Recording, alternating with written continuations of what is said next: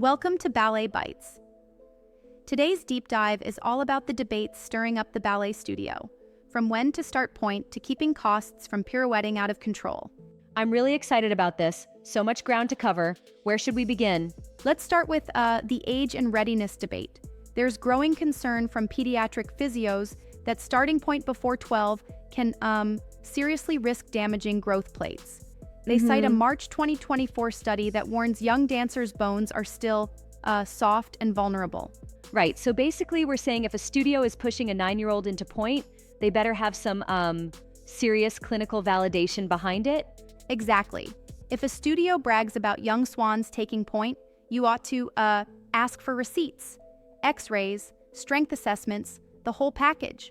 Yep. The traditional Royal Academy of Dance waits until grade 5, which is usually around 11 or 12, then adds 3 to 4 years of pre-pointe conditioning.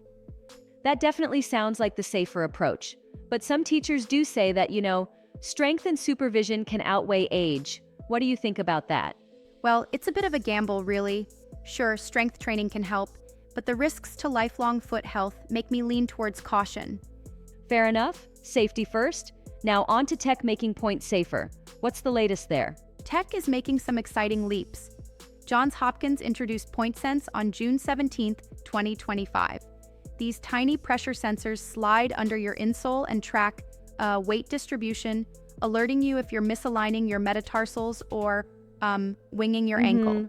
Really like how it's a data-driven approach to injury prevention. I saw that, along with the viral AI versus human fitter video from Pointe Shop. AI managed a 70% match, but veteran fitter Josephine Lee still nailed it with her nuanced approach, right? Exactly. AI can pre-screen and offer suggestions, but the final nuanced check remains with a trained professional. It's like having a co-pilot, not a replacement.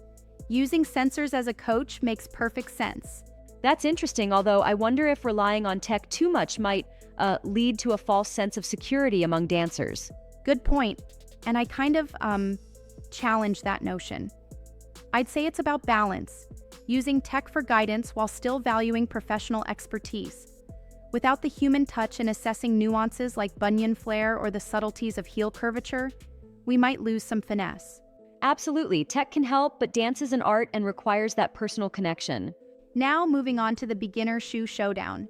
The article tips Bloch European Balance as the all-rounder with a medium shank, wide platform, and multiple widths. Teachers appreciate how it assists with demi-pointe transitions. But of course, not all feet are created equal. There's also Capezio Ava for those with square-toed structures, and Nikolay 2007, which hugs tapered Giselle toes, correct? Right. And then you've got Suffolk Solo, ideal for dancers with super supple arches.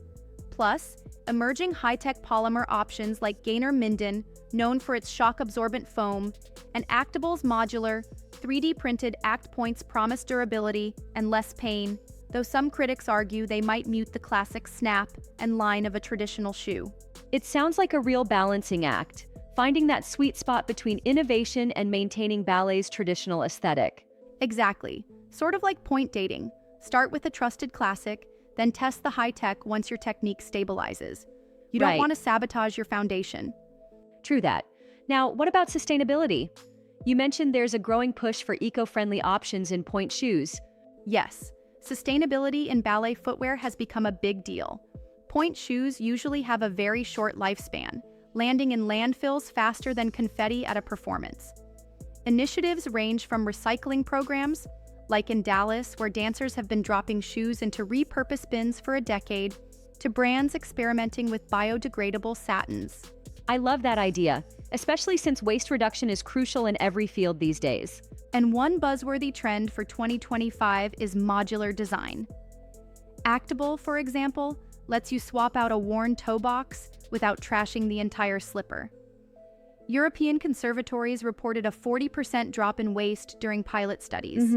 It's pretty ingenious. It really is. That small changes can add up to a big impact when repeated across a whole community. Now, on to budgeting, the often painful reality of constantly replacing shoes. The article warns that newbies should expect to go through 2 to 3 pairs a season, though pre-pro teens might burn through a pair every month.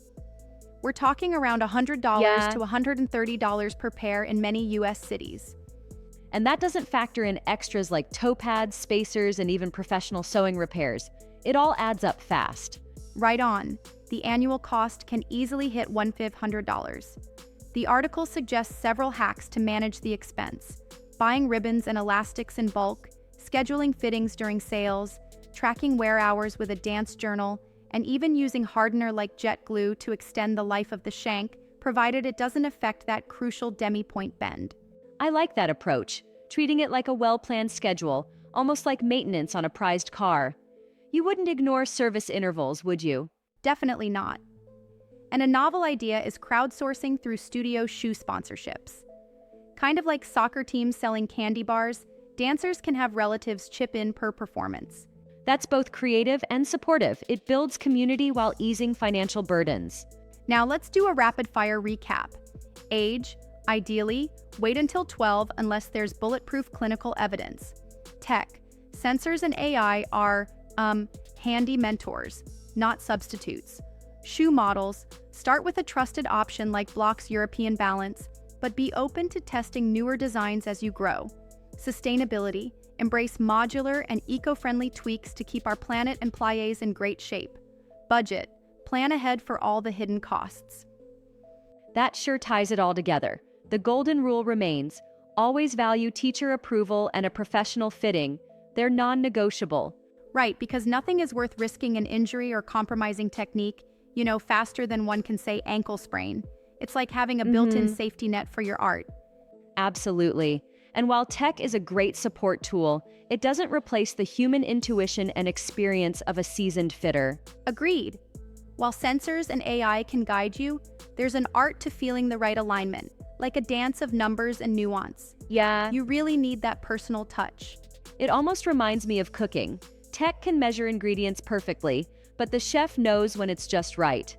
Would you say that fits? Yeah, exactly. It's like, the sensors give you the recipe, but the fitter adds the magic spice. And that magic is essential in ballet. Well put.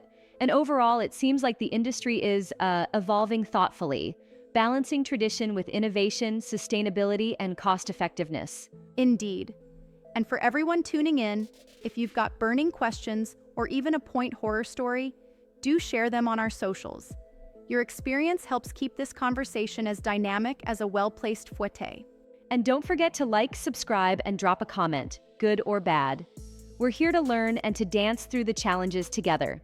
Thanks for joining us on Ballet Bites, where we dig deep into the art, science, and, the occasional expense of ballet. Catch you next time, and keep those toes pointed.